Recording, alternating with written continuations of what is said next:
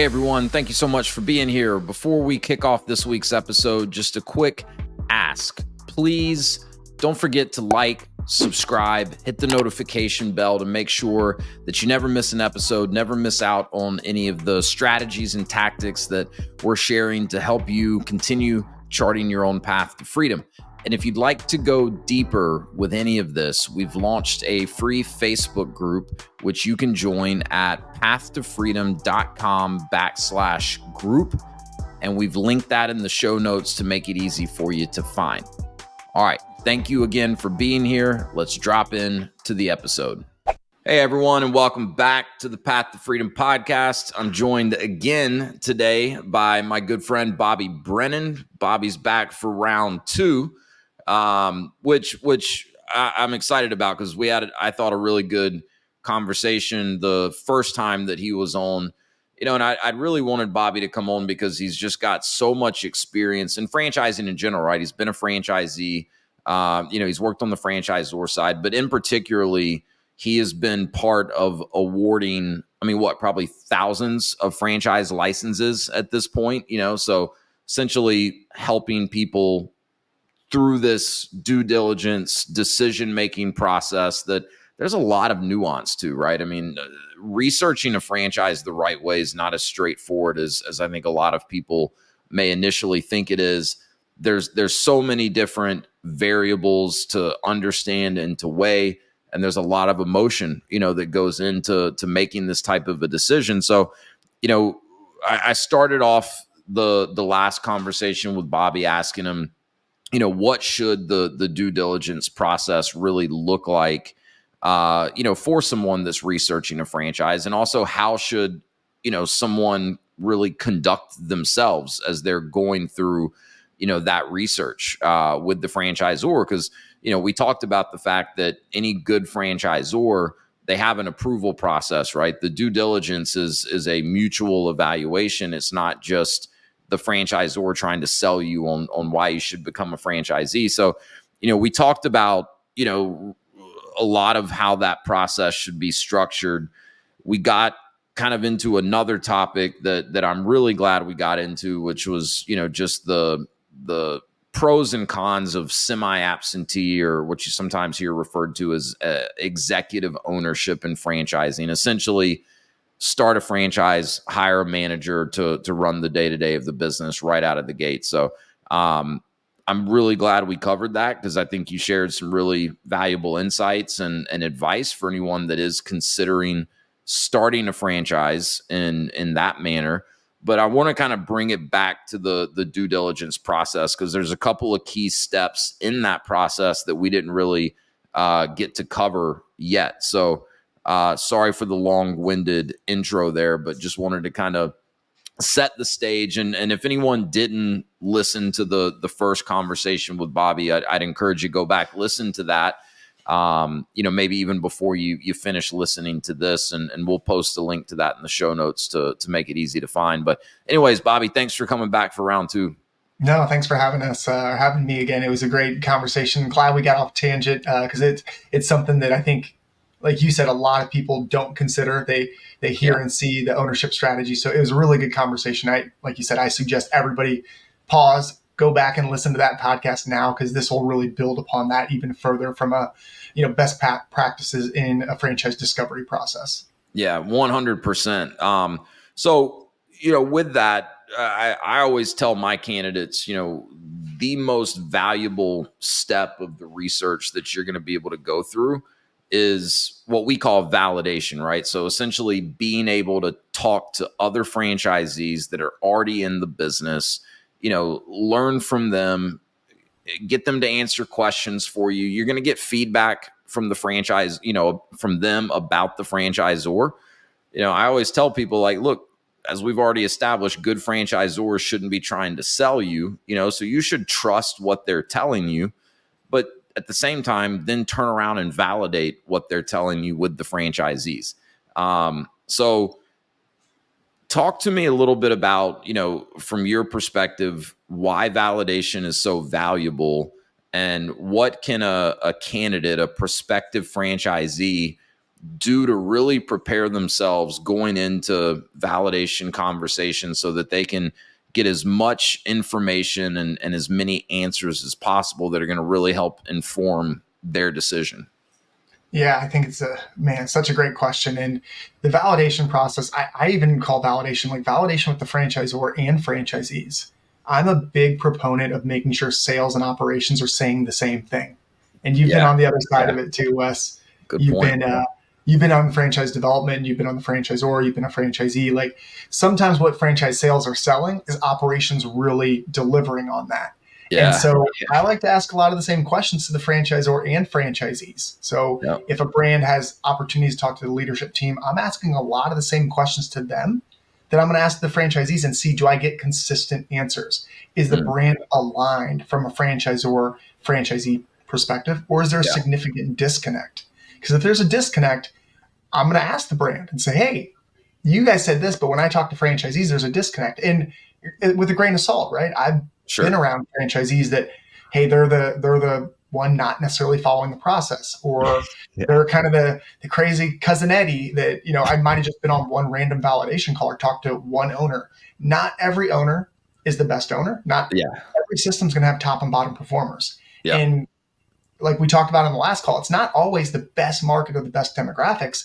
It's the execution in the local market. So good or bad, I tell everyone, take it a little bit with a grain of salt, but validate the systems, validate the support. Don't validate the numbers, yes, but at the same time, just because one's not doing the numbers in the FDD or below, that's not going to get me completely away from the brand. But also, if they're a first year and they're crushing the numbers out of the park, that doesn't tell me I'm going to do it. Right. That has nothing to do with me. I'm going to say, why are you doing that?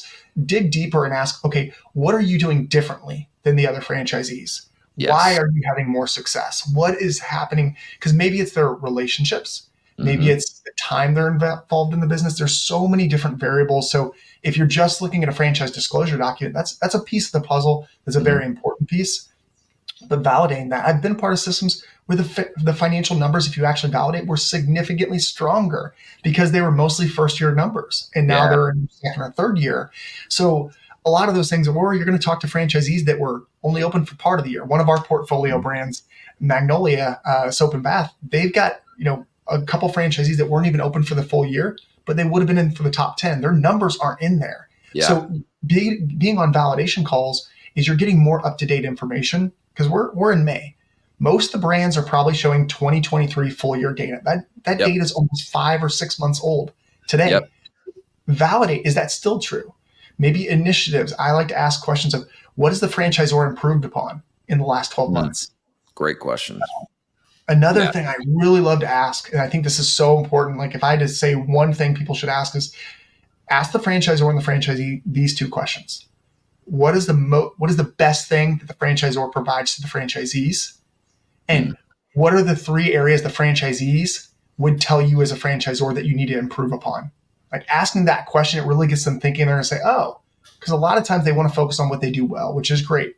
But I also want to know where are the sticks that I'm going to step on and trip on and the pitfalls, because if everything's sunshine and rainbows, I get really anxious because that's not business ownership. If you've owned a business before, that. If you've been a franchisee, you know that we use the term that we go from the glee stage to the we stage, and in between it's like the pit of despair of like franchisors they're taking all my money and they're doing this, and then you realize the value they bring. But really just asking both parties that, like, hey, what are the franchisees? What are you doing well? What does the franchisor need to do better? And seeing, is there alignment on that? Is the franchisor aware of areas that they need improvement? And if they are, what are they doing about it? Have they made improvements? Because every brand, I promise you, and we talked about this on the last call too, every brand, franchisees have things to complain about. That's just the nature of franchising. But if they're aligned and they recognize those things, or the franchisees are saying, look at all the improvements they made just over the last 6 or 12 months, hey, that's a huge benefit. That, hey, they are taking franchisees' feedback into consideration. Like, that's the brand I want to be a part of versus some of the larger systems. Like, I've got 5,000 units. Like, yeah, thanks for your feedback, but I don't have to change anything. We're a behemoth. So it also depends on what stage of maturity the brand's in. So validation is so important to validate. Like, every FDD is going to read about the same, but how Yeah. receptive is the franchisor? How flexible are they on certain things? Because most franchisors in the emerging stage that we maybe work with, like they're generally a lot more flexible with things Mm-hmm. than a very established large franchisor that's been around for 30 or 40 years. And there's pros and Totally. cons to both. They have more established systems. I like the emerging brands because you kind of get to shape it. You get a little bit more wiggle room in a lot of cases Yep. when it comes to they're not going to throw the book at you, and you have a little more autonomy and creativity. Yeah. But again, that's a really important thing as you're going through the validation process to ask questions like that, not just, are you making money? Do you like the franchisor? Would you do it again? Those are great questions, but Yeah. dig But deeper and find out why or why. dig deeper. It's the almost like the seven layer kind of rule, right? So just keep following up with why. Well, why is that? Or tell me more about Right. that, because I mean, you're so right. Like most people, where their head is at going into validation, they're mainly thinking about numbers. Because to your point, the franchise disclosure document, assuming the brand has information in their item 19, where they're publishing financial performance of some of their franchisees, that's a starting point. But there's going to be assumptions that you have to make to build out a full financial model. There's going to be variance, in those numbers. And so, yes, talking to the franchisees is a really good way to, confirm if any of the assumptions you've had to make are accurate, or if you're off the mark. You can usually drill down a little bit deeper, to get a better sense of the actual profit potential. And then what you're going to see in most FTDs, you're going to get more current information, to your point, which is a really good point that some people may not always be aware of.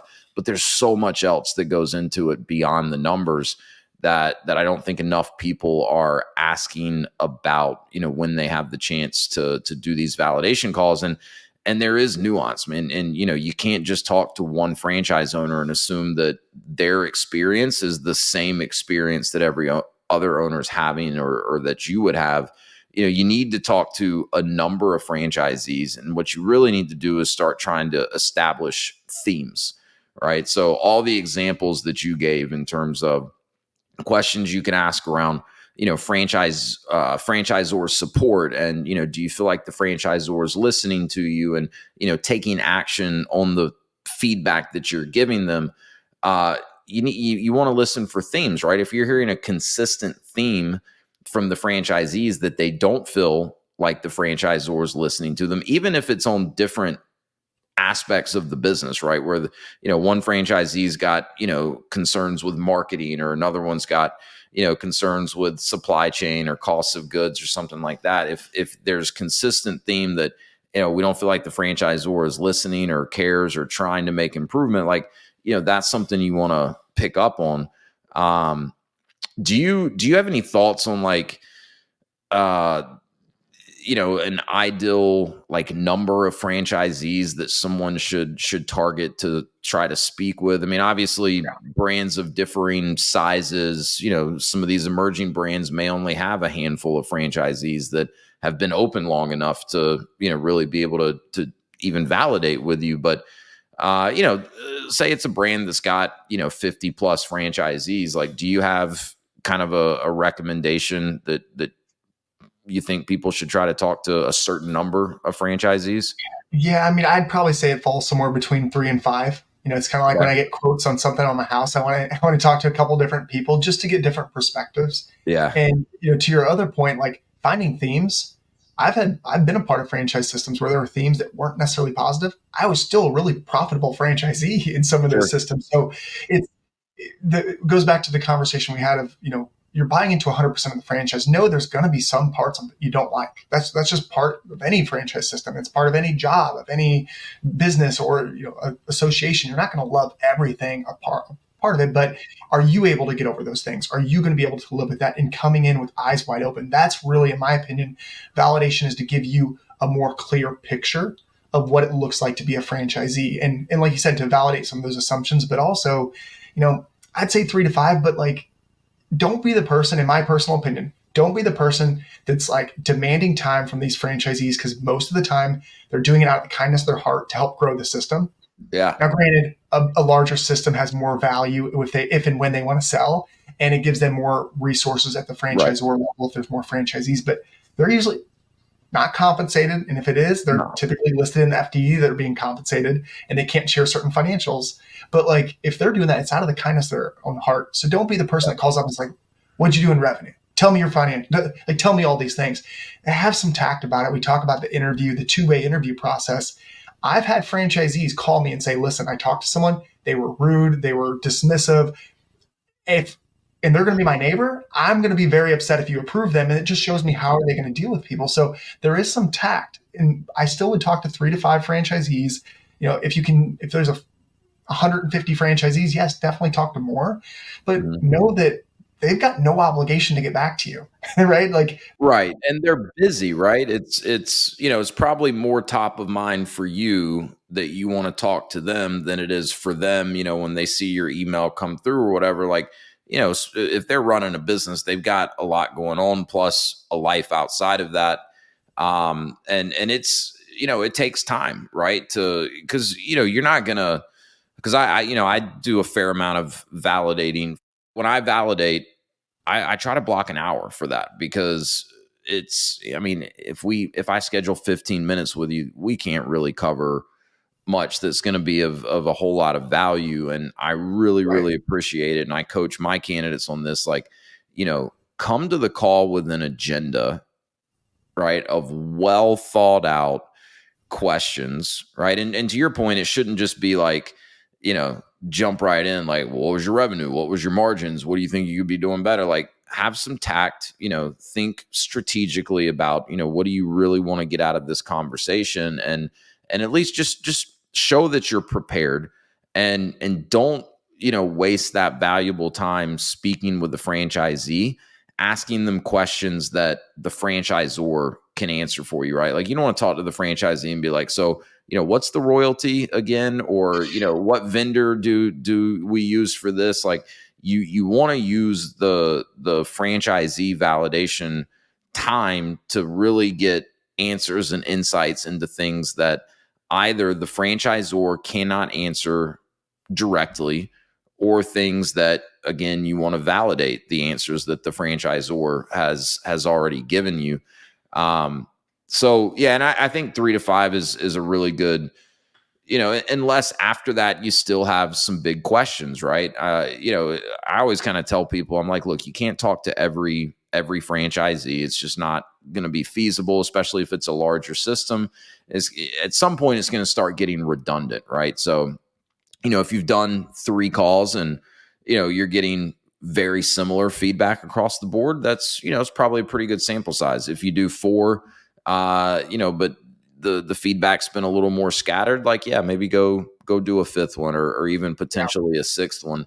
And I'm glad that you brought up the fact that, like, franchisees are not obligated, nor are they compensated to speak with, other prospective franchisees. Smart ones, smart franchisees do understand the value of the brand growing. So, it's not completely selfless for them to do these validation calls. But you brought up something else that's interesting, and I guarantee you this crosses almost nobody's mind, that's researching a franchise. But this is another place people mess up, is they're rude or disrespectful to an existing franchisee, and that franchisee reaches back out to the franchisor and is like, hey, I know it's not my call, but just so you know, like, this is my experience with this person. And you and I have both gotten those phone calls from franchisees.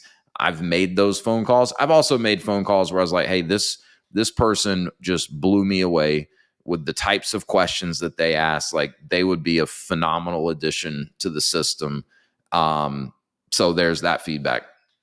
You yeah. gotta watch that. You gotta be smart about it. I mean, you think about it the right way, and a lot of the folks just don't take that into consideration because it's a me. Like, this is my process and this is my investment, but you forget, like, other people are investing time and energy. And if I get a call from a franchisee that's in good standing, that's a top producer, I've had this happen too, where they said, hey, I really, like, I've got significant concerns about that person. How far are they in the process? You know what? Actually, I want to buy that territory. I've had that because it was going to be their neighbor. And they're like, they're looking at this territory. You know what? No, they're not. Because if I'm a franchisor, who am I going to approve? somebody on the outside that's wanting to come in that's unproven, or somebody that I already know, like, and trust that's performing, that I don't have to train. They're just expanding. Like, that's a huge win for the franchisor. So I also again, it's not a bad idea to talk to a neighboring franchisee, but I prefer to do it in ones that are more ancillary that aren't in your backyard. Because that's a great point. Because it's happened. That almost happened to me and Kelly because I was working for Shelf Genie and I went to the CEO and said, hey, I think we would really be interested in talking about becoming franchisees. And, so we're in Wilmington, North Carolina. The Raleigh franchisee, been in business for 10 years. Raleigh's 2 hours from Wilmington. When they found out, they went to the franchisor and said, hey, we want to buy Wilmington. Yeah. And, not to get into the weeds of this, there were other dynamics at play. They owned a bunch of other territory outside of Raleigh. They were already a massive franchisee and like tons of upside on the territory they already own. And, thankfully for Kelly and I, the franchisor said, well, look, you've had years to buy Wilmington if you wanted it. Like, if it doesn't end up coming together with Wes and Kelly, if you then still want to buy it, we'll let you. But they kind of gave us some time. And, we do about as much revenue. Part of the system? Had you not already been part of the system, that might not have been a different case. No, probably not. No. Had I not been working there and had a relationship, and I think it turned out to be, we do about as much revenue as Raleigh with less than half the amount of territory. So I think it was a good call for them. Good choice, Shelf Genie. That's a win for you guys. Yeah, and I hope Andy Pittman's listening to this. So let's talk a little bit about like the process of validation, because brands handle this differently. Like for the most part, from what I see, at least, like most brands' due diligence process follows a pretty similar cadence, but validation is one area where brands do it differently. So, some brands will do group calls, or at least that's kind of your first opportunity to validate and hear from other franchisees is in a group setting. Other brands will do one-on-one calls. Some brands will maybe give you a list of, X number of their franchisees that they suggest you validate with. Talk to me a little bit about I don't know. I'm curious if you don't mind sharing, like, what is your ideal way to structure validation, as a franchisor? Hey everyone, we'll get right back to the episode, but I wanted to quickly share a free resource with you. If you're curious about franchise ownership and want to learn more about how countless people, including myself, have leveraged franchising as a way to create more freedom for themselves and to take control of their livelihood, I've put together an ebook. It's called Franchise Wealth Creation, and it's the perfect starting point for anyone that's just curious to learn more about this whole franchise thing and how I've helped hundreds of other people navigate all the steps involved in understanding and researching franchising. So click the link in the show notes, fill out a short form. I'll send you the ebook. I think it's a great starting point if you're curious at all about learning more about franchising. All right, let's get back to the episode. So there's, first and foremost, one thing all candidates should know, and I know you coach a lot of your candidates and clients on this stuff, but like there's a list of existing franchisees in the FDD. You have every right to reach out to every single one of them. So don't let a franchisor ever tell you otherwise. Now, the franchisor has zero obligation to set up a one-on-one call. And to your point earlier, franchisees are busy. They're running their businesses. Some of them have podcasts, and as well as other businesses and consulting businesses on top of their franchise. Like, they're busy, but a lot of those good ones will still make time because they see the value in the system. But it's going to be tough to get me, if I've got an emerging brand, right? And let's say hypothetically there's 5 or 10 franchisees. I might have 50 candidates looking at that brand. If all 50 of those are calling my 5 franchisees all the time, and I'm getting new leads all the time, they're going to wear their welcome out very quickly. Yeah, they're just going to shut down.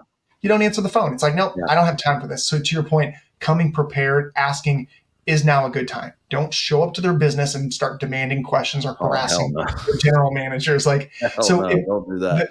The process, in my opinion, like for an emerging brand, I do think the group calls are a really smart idea. Of like, have one franchisee, have multiple candidates, have an open invite that I personally want candidates at least through an intro call that we vetted them. We've got them through the financial, like FDD review, unit economics conversation. So they know they're not going to get on the call and say, well, what's an average ticket? Or, how much does it cost to open one? Like you said, they can really focus on the things that are important that the items the franchisor can address have already been addressed. So everyone's kind of at a level playing field. Yeah. So I like that because then, number one, the franchisee's time is being much more valuably used talking to 7 or 10 people. But if I'm a franchisee, like I'm not the sharpest tool in the shed. Other people have much better questions that I didn't think of. I want to hear those questions. And I also want to see what are the caliber of people that this brand's attracting. If there's a bunch of people on that call that I'm like, who the heck is this guy? Yeah, like, I wouldn't hang out with these people. Like, that's a good thing to know. Yeah, what is the caliber and the quality of the franchise prospect that they're allowing this far in the process? And if it's like, again, that's sometimes brand specific. If it's, hey, we're going and doing dumpsters, right? Like that's not a big deal. But if it's involved in with kids or like it's a fitness or beauty concept, like that's a more advanced concept or, unique model that I want to make sure what's these people's background. So I want to hear about the candidates as much as I do the franchisee. So those group calls can be really good for an emerging brand. Having those regularly. What I love is when you have what I call like legacy owners and new owners. If you've got 25, 30, 50 franchisees, have a couple a week in those group call settings because then people can talk to people more frequently. If the times don't work, if you have a set time, people can plan around that, but it doesn't always work. But maybe each week I've got an emerging franchisee that's less than a year or two old, and I've got ones that are 2+ years old. So that way they can kind of compare and contrast, and you have that group cadence. That's really helpful. The list is great if it's a more mature franchise. I think that works really well. Of hey, here's people that have opted in. They're willing to do validation. Here's a secret code word or something, so we know that you're not a competition trying to secret shop us. Yep, so and that's important. We did that when I was at Shelf Genie, and they still do because it's the same code word when I get the emails. But that's like that'll run through. If you're just reaching out to a franchisee and they don't know you from Adam, and you saying you want to do a validation call, it'll cross their mind that you may be a competitor trying to secret shop them. And so I don't want to take us off track because I guess I'll go ahead and ask your thoughts on this because this is something I wanted to ask. What are some best practices on the best way? So assuming, we're moving from kind of these group calls into more one-on-one calls, whether it's, the franchisor gives you a list of franchisees that have opted in, or, you're going off of the list in the FDD, or, we all have LinkedIn and you can search, franchise owners for different brands. What are some best practices for the right way to reach out and ask for the validation call? Because this is another area, and I've just learned over the years, I've got to really coach people on this, and people screw this up all the time.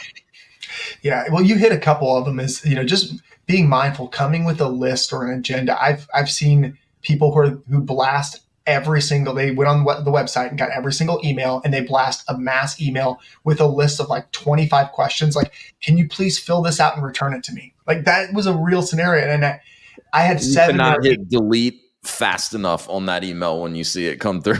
You're a busy franchisee and someone's asking you to fill out a form. Do homework. And I'm like, no, I'm sorry, but I'm not going to do it. And so again, coaching people, but like, hey, connect with them on LinkedIn. Like go comment on their social media. Like go leave them a review online or something. Like do something like that. Like that's going to get your attention that, hey, this person, they get it. They're empathetic. They'd be a good neighbor or partner. And that's someone that I want to like, okay, I'll talk to that person who's like, hey, I would love to talk with you. I have a list of questions. I'm not going to take more than 25 minutes of your time. Would love to buy you coffee or send you a gift card for your time. Like stuff like that, I'm much more responsive to because I'm like, this is who I want in the franchise system with me. Versus, hey, I need to know the type of financials. I have a bunch of questions for you. Will you get on the call with me? What's your cell phone number? Can I text you? Like, again, it's a two-way, it's a two-way song and dance. So come prepared, be respectful. Like, again, you can connect with people on LinkedIn, like their stuff. You don't need to bombard them as soon as they accept the invite. If you're on LinkedIn, you probably get 50 million requests for something, right? Yeah. All the time. And it's like, Yeah. listen, I get enough spam already.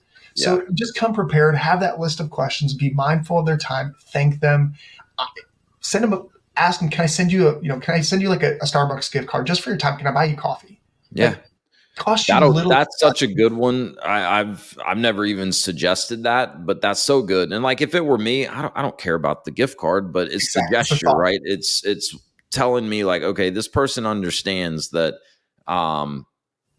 it's going to take some valuable time for me to talk with them. And at that point, I'm happy to do it, right? I'll block an hour. I'll schedule a follow-up call with you. Like, if that's how you approach it, what are your thoughts on like mode of reaching out? I always tell people reach out via email, Yeah. assuming you have their email address. I mean, if you just pick up and call, the chances that they answer are slim. The chances that you catch them at a time where they can really talk to you are slim.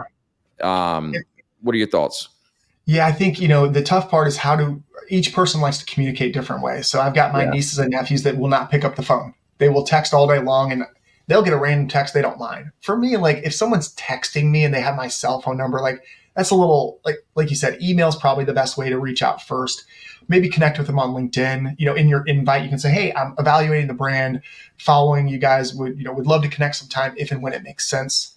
But also the other thing that you kind of mentioned, like code words or whatever, I tell all of my franchisees, come to us first before you take a one-on-one call. I will tell you if I like that candidate, if they're worth your time. Because I've had people, to your point, that they want to talk to every single franchisee in the system, and they're going to get into analysis paralysis. They're never going to make a decision.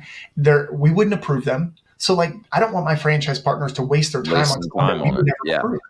So like, again, if I'm a franchisee, I'm taking a screenshot, I'm sending that to the developer or the corporate team saying, hey, this person requested, is this someone you guys, want me to talk to? If so, okay, hey, I'll be open to it. But I don't want them taking and fielding every call, especially in an emerging system. Yeah. And of course, maybe they haven't even been through the process yet. And hey, they're not through the process. Tell them once they're through the process, I'll talk to them. But I like get it from time to time on LinkedIn where someone reaches out. Hey, I see you own this franchise. Would you? And first thing I do is reach out to the developer with Shelf Genie and say, hey, are you working with this person? Are they at the right point in the process to talk to franchisees?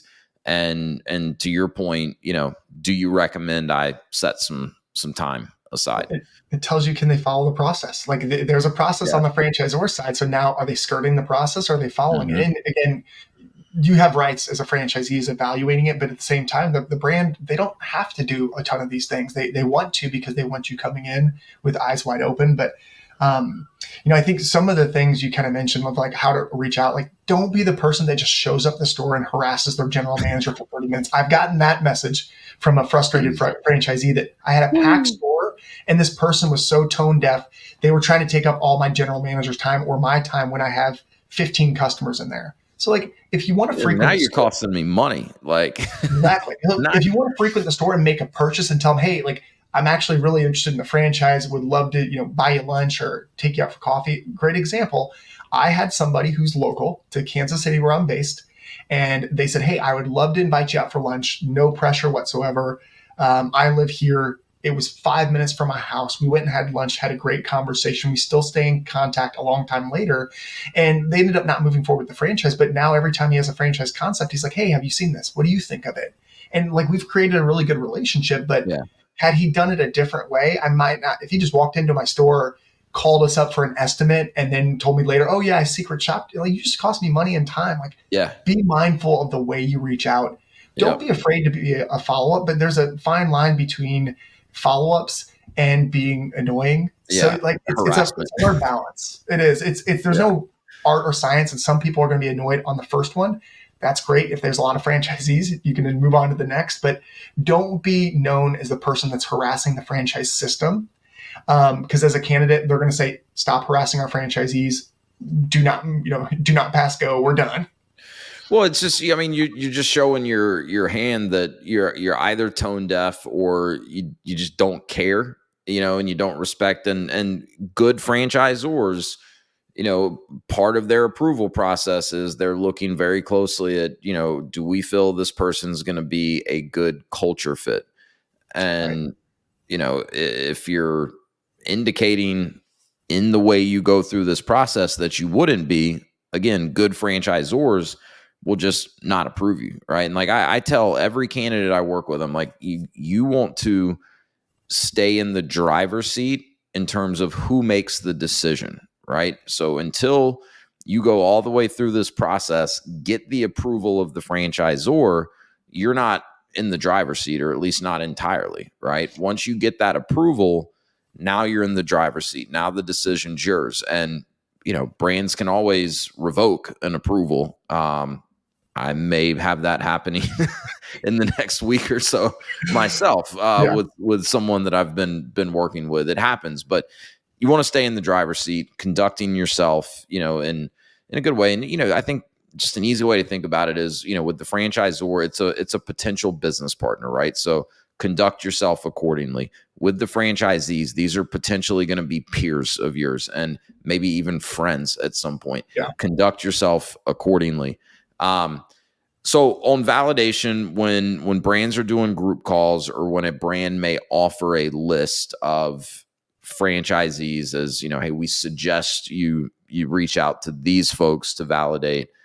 Sometimes a candidate may get under the impression that, oh, well, the brand's just only putting the happiest or most successful franchisees on these group calls, or, this is just a list of the top performing franchisees. Thoughts Right. on that? Yeah. I mean, I like the question of, knowing what you know now, would you do it again? I think that's a good validation question. Or what would you do differently? Mm-hmm. Because if someone gives me a list, I'm at least talking to one person now on that list. That's just me, Yeah. trust but Yeah. verify. But again, a lot of times these are people that have opted in. And my kind of coaching to franchisees, and I've had this happen. We had a top producing franchisee with one of our systems. He had been open less than a year. So take that into consideration. Where's the maturity stage? Yeah. Year one, the highs are going to seem really high. The lows are going to seem really low. And it's more up and down. It doesn't get easier. You get better. Year 2, 3, and 4, I get less rattled in a franchise system than I did my first year. So take that into consideration as you're talking to these people. But he's first year dealing with some issues, and somebody wanted to come in, and he literally called me and said, how honest do you want me to be with this franchisee? And a good franchise developer, like, this is how I think it should be done, is don't pull any punches. But here's my ask. I said, his name was Eric. I go, Eric, my ask is this. Talk about any solutions. Talk about problem solving. Talk about the things the franchisor does well, as well as the things they don't do well. Because you just told me you're looking at a second location. I would ask you would share that with them. I would ask, you just told all the franchisees on a validation call what your margins were, and it was significantly higher than what's in the FTD. Share that with them as well. Yeah. Now tell them what you're doing to get it. Tell them what some of the challenges are. But then answer, would you do it again? And he did not pull any punches with that candidate, because they drove several hours to come visit the store. He helped coordinate that. He even allowed them to help make some of the products, and I kind of joked that he got some free labor out of it. And it was really, after that call, they're like, I really appreciated the open and honesty, because, going through the sales process, even with me, as honest as I try to be, I'm a glass half full kind of guy. Most salespeople are. So you got to understand that there's some of the downsides too, but I thought that was a really good example that, hey, don't pull punches. Be honest, because if someone comes in and they feel like, okay, I get into the system and it's very different, franchisee's unhappy, franchisor's unhappy. Yeah. Everyone's pointing at the franchise developer saying, what did you do? What did you tell them? Yeah. So I'm not opposed to going off the list or reaching out. But again, if you have the right list of questions, I don't think it really matters. You've just got to be pointed in the questions you ask and candid, and build that relationship with them, like you said. But the thing you mentioned earlier, I think this is really important, I want to bring back, is the franchise discovery process is a 2 yes, 1 no process. And what I mean by that is you have to have 2 yeses for it to work. If either side says no, it's done. It's done. Whether it's you or whether it's a franchisor. And just like you can say no to the franchisor anytime, they can do the exact same. I think I use the job, it's a kind of job offer if you get an approval letter. And that offer isn't forever. They're going to give you a certain amount of time. And so the best feedback I can share is I use the 90-10 rule. We call it confirmation day. Some brands call it discovery day, meet the team, whatever you want to. We call it confirmation day. When you come to confirmation day, my goal is that the only surprises are pleasant ones, meaning you've been through the process. You're going to go into much greater detail and hear it from the horse's mouth, not the salesperson. Hear it from the department heads or the people that are actually going to be supporting you, so you can ask questions. But I want them coming 90% of the way. Hey, this is it. I'm applying. I'm coming here to tell you I'm ready to become a franchisee. That's really hard for a franchisor to say no if someone's on the fringe, but they're just ready to go. They're excited. You need to show that. But the 10% is like, if approved, we'll hold territories for 10 days for that candidate. And then after that 10 days, we're looking for decisive owners that if you don't have signed franchise agreements, and we set this from day one, this is our process, don't come to confirmation day unless you're 90-10. And come up with your list of my why and why nots. You need to have as many of those addressed as possible prior to confirmation day. If it's a brand that you have one locally, go visit it. Go visit a competitor. Show me that you've done the research. Yeah. Because you can't say yes until the franchisor does. The franchisor has that control until you say yes. So be in the driver's seat, show up prepared, show them you've done the research, be engaged, be excited. We had a phenomenal franchise candidate that came to one of our confirmation days for one of our portfolio brands, Go Glow. It's a beauty concept, very young and emerging. Yeah. They want very passionate people because they're so in their infancy in growing. Now they're attracting really great franchisees that have great experience. But one came from a background with a ton, is a thousands multinational franchisor. They had, I think, 100 plus locations with them, but they showed up. They had not secret shopped into competition. They came to us and said, I'm just not sure it's going to work in my market. And we're like, why are you here? And it's not in a bad way. And they didn't approve the person. It doesn't mean they won't come back to them later if that person comes back and says, hey, I've done more due diligence. But it kind of was like, we tell you 90-10, you didn't listen and you show up. How are you going to act as a franchisee if we tell you you need to do these things? So just really having the right expectations, but do your validation before. If a brand, it's not uncommon to say, hey, you know what? We don't schedule one-on-one until you've been approved, and then we'll give you one or two people. But you got to know what you need addressed in order to be able to sign a franchise agreement. What do I need to address before I can do it? If you don't know what that is, I'm probably not going to schedule a bunch of one-on-ones because I only have so many chips of equity with those franchisees. And if you can't tell me how many people or what you need to hear in order to be able to move forward, I'm not going to use those resources that are coveted and take franchisees' precious time for somebody that doesn't know what they need to hear or what they need answered before they can make a decision one way or another. Yeah, well put and really good advice. I love the 90-10 rule, in terms of figuring out if you're ready to go to confirmation day. And I like the terminology confirmation day better than discovery day. I mean, discovery day, confirmation day, you'll hear meet the team day, they all really are referencing the same things, just different terminology. But I think confirmation day is the best descriptive term for what it really should be. You're not coming to really learn anything new. Yes, you may be seeing some of it firsthand. You may be hearing some of it from the people that are actually directly providing the support to you, or people on the leadership team. But it's not like you're getting a whole lot of new information that you haven't already been able to gather. You're really coming to confirm, hey, am I still as excited, if not more excited about this now that I've been here, seen everything, met everyone, had a meal with them. You're really kind of confirming the partnership, that the partnership feels good. One follow-up to that, if we've had people where I talk them out of coming to confirmation day. And again, I think good franchisors will do this. So in our process, I'm not necessarily talking to every candidate on the front end. I'm more of the back end. Once they're wanting to come to confirmation day, I'm talking with them and I'm going to try to scare them off a little bit. Are you sure you're ready? Yeah. Like before we present you to the brand, before I present you to the brand, I need to make sure we're not, making a fool of ourselves. So I'm going to ask some questions. I'm going to make sure they feel prepared. But if they're not 90-10, I'm going to say, well, where are you on a scale of 0 to 100%? Where are you? And you're really never going to be 100%. Let's be honest. There's a leap of faith in franchising. We talked about it. The why not list never goes away. There's always going to be fear. Yeah. There's always going to be what happens if. But if you can get to 90%, that's the gauge I want. If someone's not there, don't sign a franchise agreement. But Yeah. if I'm at 50%, you're going to be disappointed with confirmation day because it's not going to close the gap. So my question to you, and if you can't quantify this, it's a red flag. What do you need to have addressed in order to get to 90%? If you cannot quantify that or do some soul searching on your own, I'm going to have some questions for that person and say, is this person the right fit? Because they don't know what they need. And if that's the case, like I've got concerns if you're not that self-aware or if you can't quantify it, then are you ever going to get there? And I don't want to bring you in front of the brand if you're not a decisive business owner, because you've got to be decisive. Doesn't mean you have to take rash decisions, but be decisive. Get to that 90%, in my opinion. Some brands may tell you otherwise. It's more part of the discovery, but I agree with the confirmation piece is like, that's the adjective. It should confirm what you learned, and the only surprises hopefully are pleasant ones. Yeah. And the, if someone is at 50% and, they're kicking around the idea of wanting to come to confirmation day, if they can't quantify like what's missing to go from 50 to 90%, then they've got some real work to do, or they're just not taking it seriously enough, or they're not ready for it. But if assuming they can quantify it, okay, great. Now you can you can work with whoever the developer is for the brand to lay out an action item of, here's who, we can have you talk to.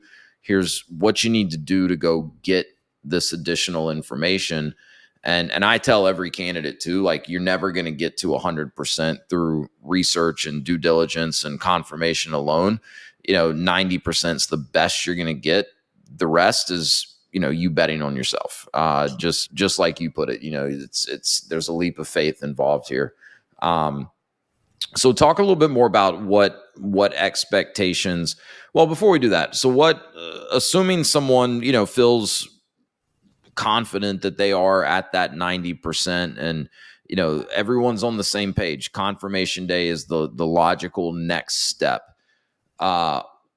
Obviously, the actual agenda of a confirmation day can look very different from one brand to the next. Is it brick and mortar? What you're actually doing or where you're going could be very different. But what should a candidate do to really be prepared? We've already kind of established the fact that, the goal is not to go and learn a whole lot of new information, but it may be a better way of framing this is like, where could a candidate screw up at confirmation day?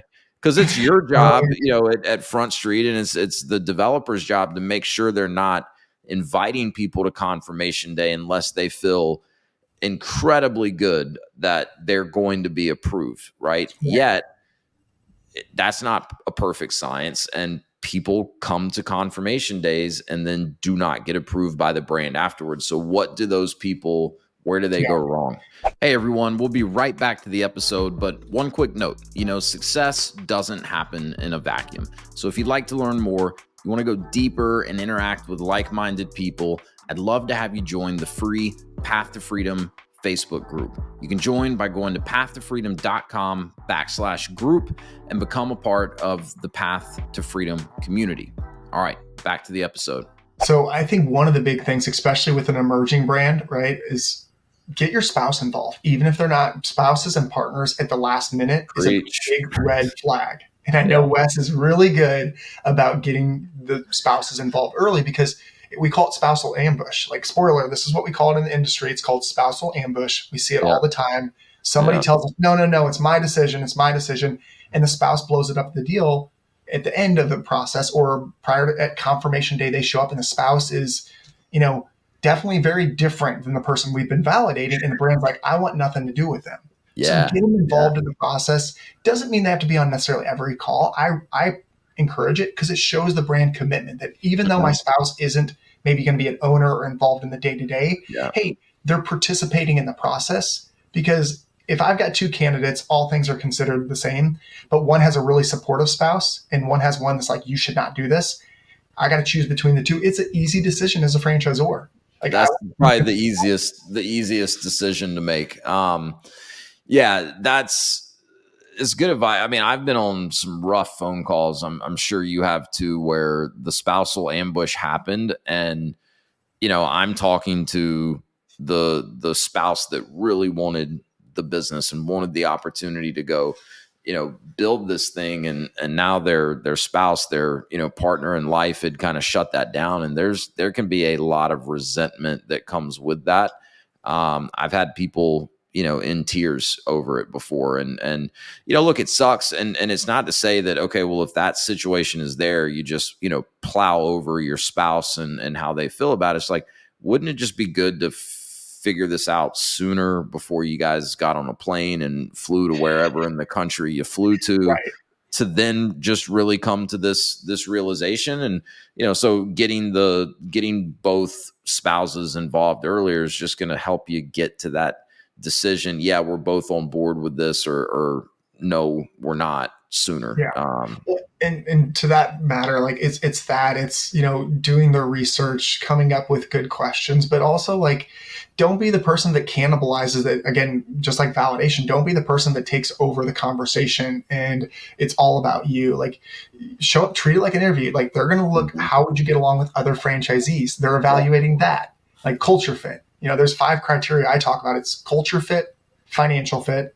Most of those, hopefully we have a good decision on that before you even come to confirmation day. But then ability, like your resume, do they have the track record? Do they have the skill set? I've been on calls with people that are like, well, I've managed a business before. I've owned a business before. How'd it do? Well, how much revenue did you like? Tell me more about a business. There's a lot of people that have owned businesses. It doesn't mean they're cut out to be a franchisee, but like, hey, be prepared to talk about, you built a $10 million business and you sold it, or you're number one, and you're like, you got to kind of brag on yourself a little bit and be ready to prepare, why you're a good fit in your introductions. And most brands should do it like where they have a roundtable introductions of everyone, of like who you are, where you're from, and why this brand and why you think you're a good fit for it. Like, I coach all of the clients I talk to, come prepared, because they don't want to hear it from me. I'm the sales guy. I like everybody. They want to hear it from the person who's actually doing it. And they want to hear what's important to you, because what's important to you might resonate with the person across the way. And now you just made a connection. You could share notes with that person. You guys might be rookie franchisees together, or even neighbors. Like, just come prepared with what you need to know, your why and why not list. Don't be the person like, I've had to coach people on this. Do the 2-drink rule. Don't be the guy or gal that gets hammered drunk and acts like an idiot at dinner. Like, I've not invited people back on day 2, and people are like, wait, you've done that? I've kicked people out after day 1 because they were either inappropriate, rude, or we just said, listen, it's clear it's not a good fit. We wish you the best. We're sorry it didn't work out, but hey, 2 yeses, 1 no is all it takes in this. That's right. And you're coming prepared. You've asked the questions, but it's coming as close as you can to 90%. If you're at 80 or 70, be able to really outline what that is for you and what you're doing about it to get to the 90%. Because if someone comes and then they say, you know what, Bobby, it's going to be 30 or 60 days. I'm going to say, all right, if you're approved, we'll hold it for 10 days, but I'm opening it up. And hey, like, if you're not decisive, if the best way I like to put it with a lot of my brands on both sides, if it's not a hell yes, it's a no. Anything other than a hell yes is a no, in my opinion. And if you're not dragging us across the finish line, if you're approved, we don't want you. And that's not a bad thing. It's just, we need, for a lot of emerging brands that I work with today, we want passionate, fiery people. They're like, this is what I'm going to do. This is how I'm going to be successful. They're selling us as much as they've already learned about the brand. For Confirmation Day, we've done a lot of the sales. It's re-education, setting expectations. And we're honestly a good brand. You're trying to scare them off a little bit, in my opinion. Then you've got buy-in on both sides. You've got set expectations. And if they're not trying to drag me across the finish line, I'm going to say, hey, wish you the best of luck. But I don't want that person as one of my founding franchisees if they're not going to do whatever it takes to be successful as a business owner. And having that hell yes attitude about it, right? Because you need that in business, and especially if you're an early adopter in a franchise brand. So then let's talk a little bit about post confirmation day. Let's assume that you didn't get hammered and go streaking across the hotel lobby, so you did get approved. What should a candidate expect and be prepared for? You mentioned the way, your brands do it. And this is, pretty common. You're going to hold the territory for 10 days for them after they've been approved. I mean, you can't sit on this decision forever, right? And I think most franchisors, especially if you're working with someone like Bobby that's, owned franchises themselves. I mean, he's been through this decision-making process himself. The emotions that you're going through are not lost on them. And saying we need franchisees that can be decisive is not the same thing as saying we need franchisees that have no emotions or have no fear, right? It's right. We need people that can process what's logical fear and concern and what's just, my monkey brain telling me not to step out of my comfort zone. We need people that can figure out how to push through that.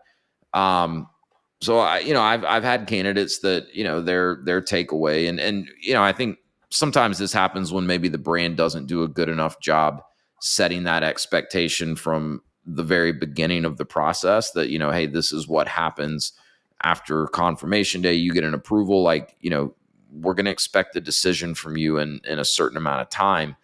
When that expectation is set well and often, I don't think it's as big of an issue, but I've had candidates feel like they were, under the gun a little bit to make a decision, and it's happening too fast. And what advice would you, and a lot of it goes back to being prepared for confirmation day and making sure you're ready, but people go through all types of emotions, the closer they get to making this type of a commitment. So what are your thoughts for folks when they find themselves at that point of the process?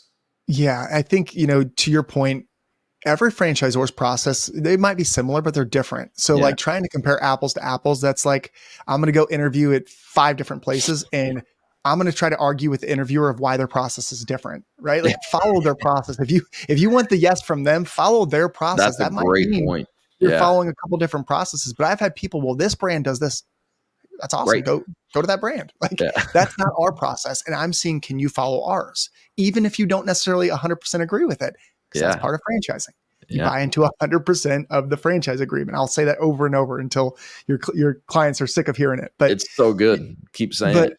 So, that's what I want people to follow that process. So some brands, there are brands that are like, we want you to sign, bring a check and sign at confirmation day. Like they've already given you a yes. Hey, just know that that's going to be different. Our model is we understand we want people 90%, but we want to evaluate them in person. We want to see them interact in person. We don't want anyone drunk on the Kool-Aid that if it's a matter of a Friday versus 10 days later of them moving forward or not, we probably dodged a bullet. Like that's the way we look at it. So it's not a timeshare presentation where we tell you to sign on the dotted line. You got to fight to get out. But, whatever their process is, just know that and set your expectations accordingly and know that every brand might be slightly different. A lot of them follow a similar path, but that you get approved. Congrats. Hooray. Hooray. That's when the fear, that's when all the excitement, this is when it gets real. That's when it really gets real. Yeah. It gets real and you're going to feel all those things. And my big feedback is always go back to your why list. And your why not list is not going anywhere. Go back. Which list is louder? Sleep on it. Pray on it. Do whatever you need to do. Don't be the one that then goes to the barbecue with all your neighbors and is, sitting around. They're like, you're buying a franchise? You're crazy. Like my Uncle Joe bought a franchise back in the 70s and he lives under the bridge now. Well, right. Also, I have plenty of people that were early Orange Theory franchisees. It doesn't mean every franchise is great. Yeah. So, again, be mindful, seek counsel from those situations you want to be in. But if they don't have they're not an expert in franchising, I wouldn't weigh too much thought into it because you're going to want to reach out to all those people, but go back to your list, go back to your resources that got you here in the first place and look at your profile, the brand, the market and say, is this something I want to bet on myself with? Because I'm betting on myself with their systems and processes. So you're going to have those fears, work through those, but we give a 10-day approval window that on day 10, our expectation that we've set early on, right, is that, hey, unless there's some one-off scenario that we've already kind of approved, by day 10, if you're moving forward, you're signing franchise agreements, you're wiring a franchise fee, and then we're going to schedule a welcome call with celebratory hooray, hooray. Let's get this party started. Let's start the onboarding. So that's kind of our process. And we typically have a call that I call a decision day call. And the decision day call goes like this. What'd you think of the event? Was there anything that surprised you? Because I'm looking at my process, making sure that I'm aligned with, what the team has been sharing. Was there anything that we didn't highlight? A lot of times it's stuff we've highlighted, but there's a lot of information. They might've just forgot about that. We need to reinforce it. anything that caught you off guard or you didn't feel prepared for. And then congrats on the approval. Here's what the brand's feedback was. Are you wanting to move forward or are we not? It's a yes or no question. And I call it leaning in or leaning out. Because we got 10 days, right? There might be questions. It doesn't mean, like you said, there's not emotions, there's not unanswered questions, but most people know within 24 to 48 hours of getting that approval letter, is it a yes or a no? They know in their gut. So you're having this decision call within a couple of days at most of them getting the approval letter, correct? Yeah, correct. So what happens? Because you've had this before, I know. If someone says, I want to say yes, but maybe they've got one or two things, right? How is that going to be perceived, from the franchisor's point of view? And is that the candidate kind of telling you no in so many words, or is there a way that you can still work with them to, see if you can get them to a yes, but within, that 10-day window or a reasonable amount of time? I try to be pretty clear, and most franchisors will probably, so it depends on what the but is. The leaning in, yes, I'm leaning in. No, I'm not. Or if it's, I'm leaning in, there's always a but. In my opinion, but hey, maybe it's instead of come back to the why not list, right? Something from that why not list makes its way. Yeah. But sometimes it's even, but now actually after coming to the event, would I be able to bump up to 2 territories or 3 versus 1? Sometimes that's a but. And I got to go back to the brand because they approved you for 1, not for 3. So we're going to look at your financials and make sure that we feel comfortable that we're not letting you put yourself into a bad situation. So things like that. But yes, I try to protect my clients, especially if I know they're going to be good. Sometimes they don't know it. Sometimes the franchisor sees these as red flags that they might. Let's talk through it. Help me understand why you feel that way. Tell me why you think that. Or tell me why this. But one of the things I'm really clear about from early on, and this is just how we operate, and most franchisors are the same, under no circumstances will we make any changes to the franchise agreement that we're not willing to make retroactive for every existing franchisee that's already producing revenue, that's a top producer, because whether you sign a confidentiality clause or not, that's going to get out, and we just lost the locker room. We did something unfair for one person. Slippery slope. Again, that's where the but might be, what I want to do attorney review. It's okay, well, if you didn't have that person teed up, ready to go, as soon as you get that approval letter, I've even seen people, hey, I've already paid for my attorney review before this. That's how confident I am in the brand. The brands love that. They're like, hey, this person, okay, I love the fact that they did that. They wouldn't tell you not to have the attorney review done. It's just, because I think what happens sometimes is, because again, it starts to become so real.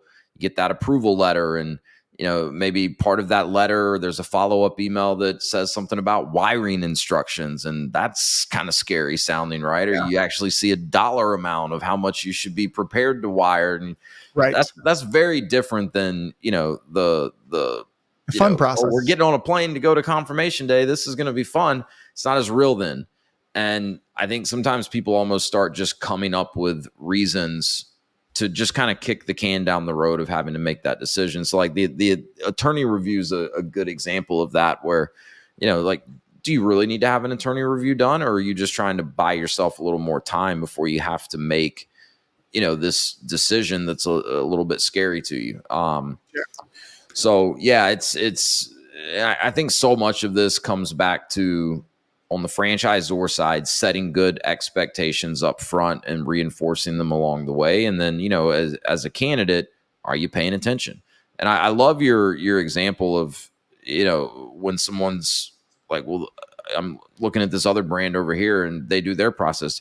Well, great, right? But if you buy our franchise, we're going to do things differently than other franchises. We need to feel confident that you can follow our process. So that's the expectations is key, and you got to demonstrate to the brand, can I follow your process? Have I been listening all along, right? And because if the expectation's been set well and often, that look, this is what happens after confirmation day and after approval, and then if you act like you're surprised by it, that's going to be a red flag, because you haven't been listening very closely. We'll get right back to the episode in just a minute, but if you've been considering business ownership, if you're already a business owner looking to expand and you're curious about franchising, I'd love to connect with you, answer any initial questions that you have, talk about a specific franchise, and detail the exact process that I use and have taken hundreds of people through to help them understand franchise ownership, find the right franchise for them, and conduct the necessary due diligence. Click the link in the show notes if you'd like to schedule a free, no obligation strategy call. I look forward to talking with you.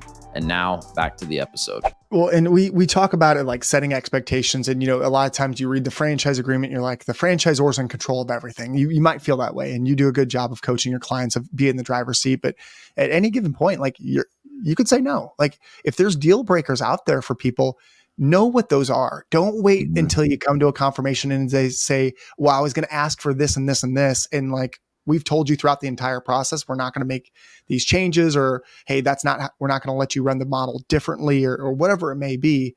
A great example is we had a candidate who was dead set on a particular location. I own the building.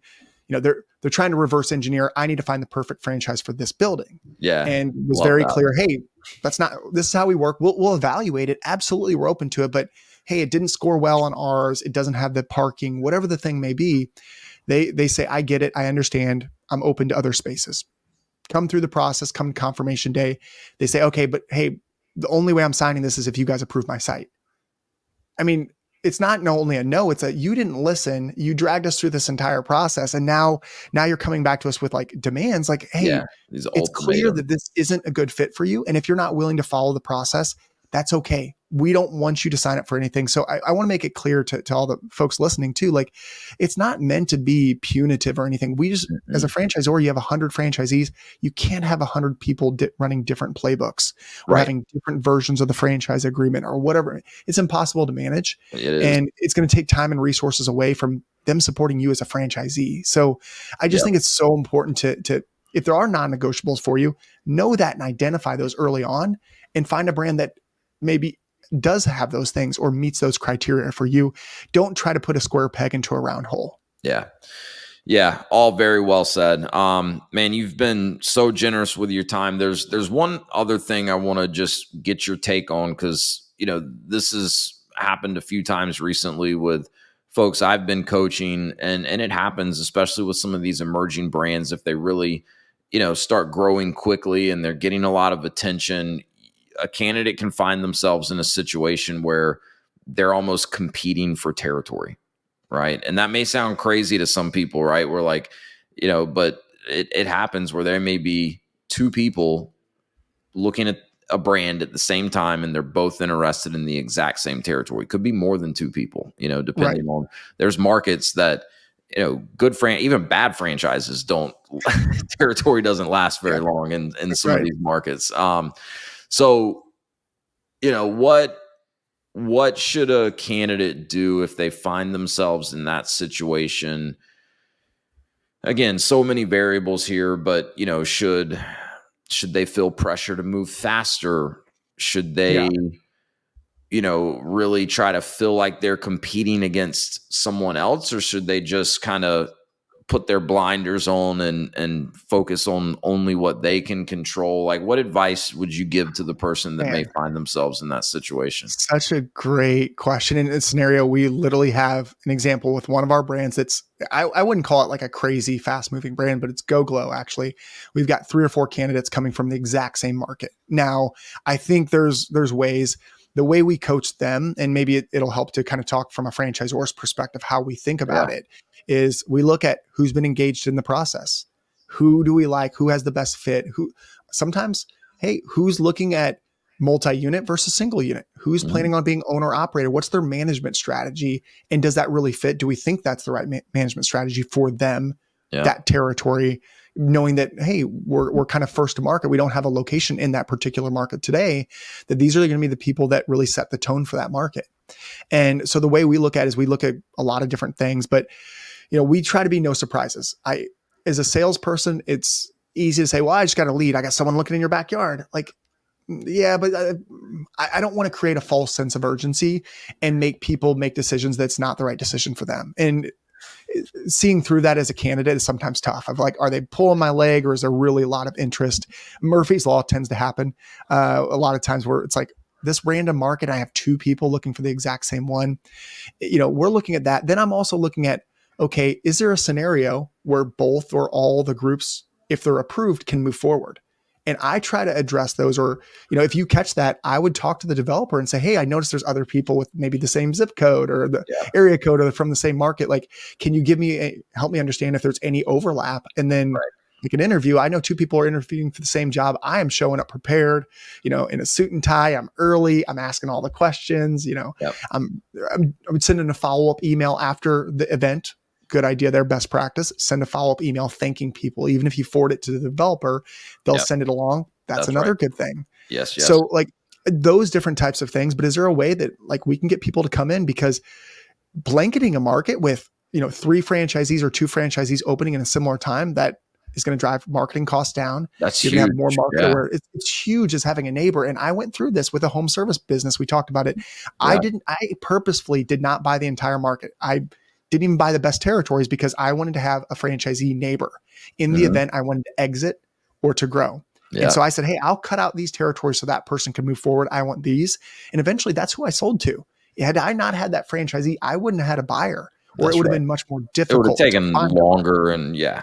More expensive. It would cost me money, time, all that. So like, I think there's ways, look at it from a collaborative approach, because yes, franchisors want to see that you're competitive and that you want the spot. And it doesn't always work out if maybe you want to own the entire market, or it's a single or 2 territory. Yeah, it doesn't always work out that everyone can get some territory. But I think it's really good advice the way you kind of positioned it, right? And it's it's in line with what I tell my candidates. Like I don't like to see someone adjust their approach at least drastically because of like external pressures, like especially the pace that they're comfortable moving at. But you do have to have that conversation with them where it's like, look, I'm not telling you to move any faster than you are, but if this is something you really, really want, you just need to be aware there is someone else in play here. And, if you don't pick up your pace a little bit, they may jump in front of you, which could potentially give them an edge. And then they just kind of have a decision to make. But I love the point about, especially if it is a scenario where there's potentially territory for everyone, like look at it in more of a collaborative manner instead of a competitive or, where there's any sort of animosity. I mean, this is why franchisors structure territories the way they do. And most of them have protected territories, is so, franchisees can collaborate together and work together to build the brand. One piece that for those of you listening, this is why you work with a franchise consultant like Wes. Like the good ones will help coach you on these things that you don't have that same insight if you're just looking on your own. And just the stuff we've covered in the last hour is there's so much value to someone, whether you buy a franchise or not, just learning about the process. That's a leg up too, because if I have a well-coached candidate, and I personally like when they've looked at other brands so they can compare and contrast. It's not the only brand they've looked at. I like when they've looked at other brands so they can say, hey, here's what I like about this brand. Because sometimes if they only fall in love with one brand and go sprinting to the finish line, they get cold feet because they say, well, I didn't date enough people. I didn't look at enough brands as well. So, just get the value of franchise consultant like Wes and just partners bring to the table is invaluable for the candidates looking to buy a franchise. So, I can't imagine, having to do it without someone that has the insight like you do. It's a uphill battle, and you're not in the driver's seat a lot of times if you're doing it on your own. Right. Yeah. Well, look, I appreciate you saying that. And I think it's the type of thing that, like, for someone on the outside looking in, oh yeah, I'm going to research a franchise. Like, there's 6 or 7 steps to go through. And, if it looks like I can make some money and, would enjoy it, then I'll buy the franchise. And there's a lot more that should go into it. Now, some people do buy franchises using essentially that very surface level approach, but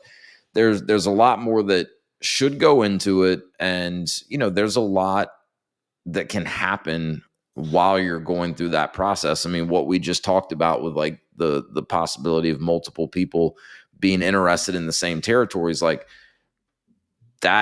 that's hard to navigate and keep yourself in the driver's seat if you're the candidate. So just don't be the person that starts, blocking everyone out. Yeah. You're like Golem from Lord of the Rings, like my precious. Like, don't be that person. Like, Nope. try to be collaborative, state your case, like put your best foot forward. But at the end of the day, like, no, we've had instances where I've said, would you be willing to, maybe drop this territory, and that way we can get a neighboring franchisee and you guys both come in the market?